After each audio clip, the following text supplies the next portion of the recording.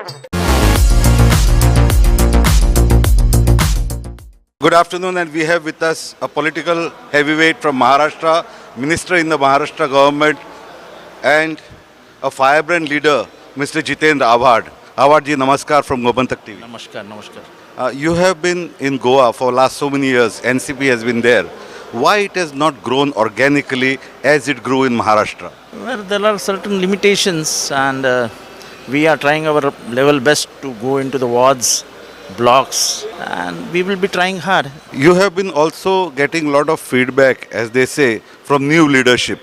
In this forthcoming elections, what are your prospects of fielding some new faces, unknown faces? We are thinking of fielding all the youngsters who are the future of Goa. Enough of those old generation orthodox politics. We have to look at a new Goa, progressive Goa. And that is what our aim is. So new faces with no background and who think for a better future for Goa are the hopes. You all have elaborately spoken about the alliance that could not be successful in these elections with the Congress. No, we are not blaming anybody. We are feeling sad about it.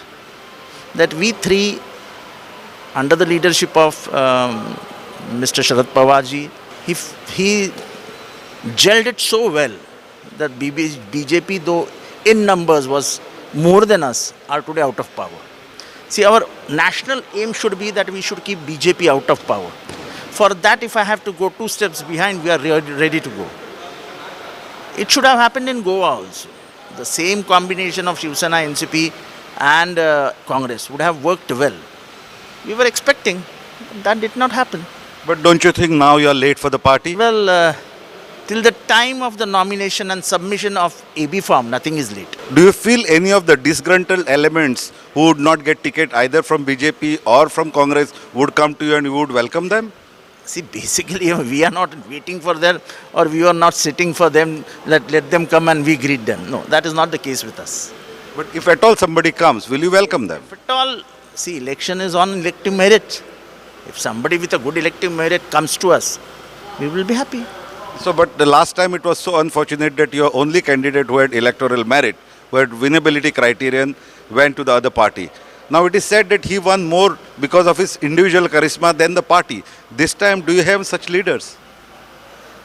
Well, leaders are not created in a day. It is the public of Goa who creates leaders. Leaders are not born from heaven.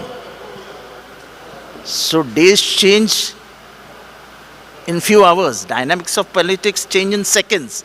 So no leader should have that ego that I was greater than the party and party was smaller to me. No. But do you think you have not been paying enough attention to Goa as such just because it is small, it doesn't have much kind of significance in the national politics? No. It is not the case. In fact, we have love and affection for Goa.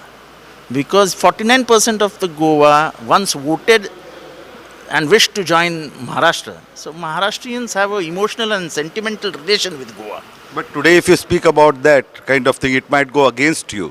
Because merger idea is already forgotten and gone down the drain. That is okay. We have forgotten that. But the emotional and sentimental attachment, the normal speak. तुम्ही पण माझ्याशी बोलताना मराठीतच बोलता ना. तो जो इथला संबंध असतो ना, तो अजूनही गोव्यामध्ये कायम आहे ना. गोव्याची भाषा सुमधुर आहे. It has its own order. You like to hear two Goans speaking. The pride they have. Forget about being a Christian or a Hindu. But both speak in the same language that shows the culture of Goa. And we should respect that. Yeah, unfortunately, during last few years, there has been attempt to kind of create a rift between these two communities. That is very sad. See, in Indian politics, Christians have never been in a fanatic mood. They have been going to the churches, praying in their masses, and always have joined the national mainstream. They have never obstructed it with a religious sentiment. But whatever happened in Delhi by burning effigies of Santa Claus, I don't know what they achieved. It's a joke that you burn an effigy of Santa Claus and say Santa Claus Murdabad. What do you mean by that? So that is a joke, but jokes apart, the serious note is the Chief Minister of Goa made a public statement few days ago that they are going to rebuild all the temples which were destroyed by Portuguese where the churches have come up. This is what is happening in this country. Instead of going forward, we are going back to the history of hatred, and that will not pay this country. What are you going to achieve by saying that the temples were destroyed by Portuguese and we will rebuild it? What does it mean? It means they want to create hatred between the Christians and the Hindus.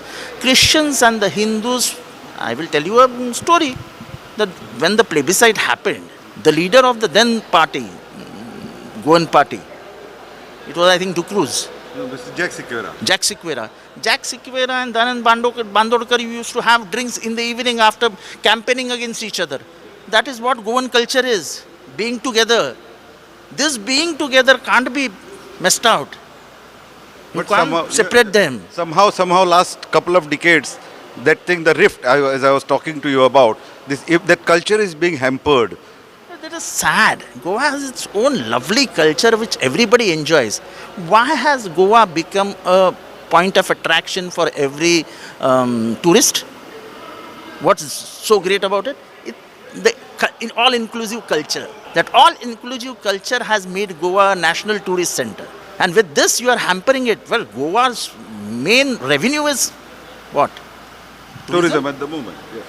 If you speak in such a way, you are taking this state to a poor economic strife. Exactly, that's what my next question would be. We are so dependent on the tourism, and the type of tourism that has come in Goa has ruined Goa completely, and it's going further towards a more and more deterioration.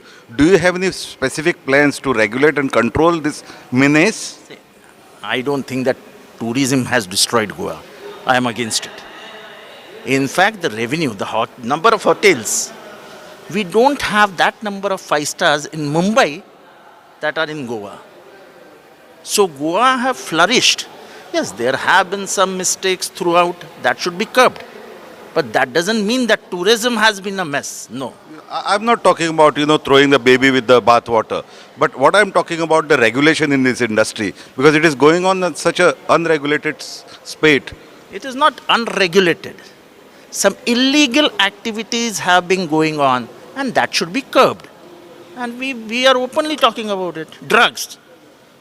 If you are hinting towards drugs is one-point enemy for any individual who is born in India, because it destroys the future of the country, because most youngsters get attracted towards it and destroys the whole strata.